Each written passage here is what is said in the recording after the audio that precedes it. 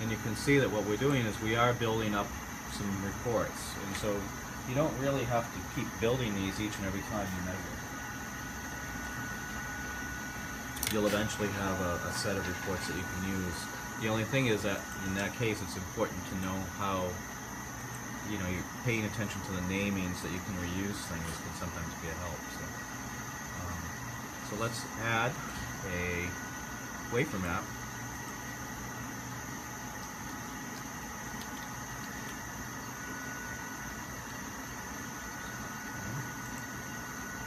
And so now the x-axis still comes from IV dot, the y still from IV dot, but now you can see that the x parameter is actually wafer reticle. So that's what the, and so what I'm thinking of for future is making the x parameter also be wafer subsite.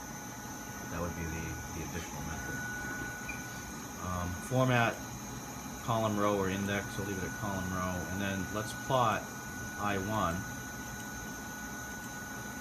Sorry, let's plot I1 in milliamps. And we'll call it I. And then there's a tab over here, wafer map. And right now, I'm just going to leave the ranges as they are. And let's just go view it and see what we get. And I have a feeling we're not going to... Now, this is where here you would pick the voltage. So you'd be doing a wafer map at a particular voltage. I'm going to do it at 1 because I know there's a big distribution there, just for instance. The problem is this. You know, we've basically, we're not going to see that wafer map. So I think what's happened is, you know, your situation has pointed out a couple of deficiencies that I'm going to have to correct because I can't zoom on that, unfortunately. So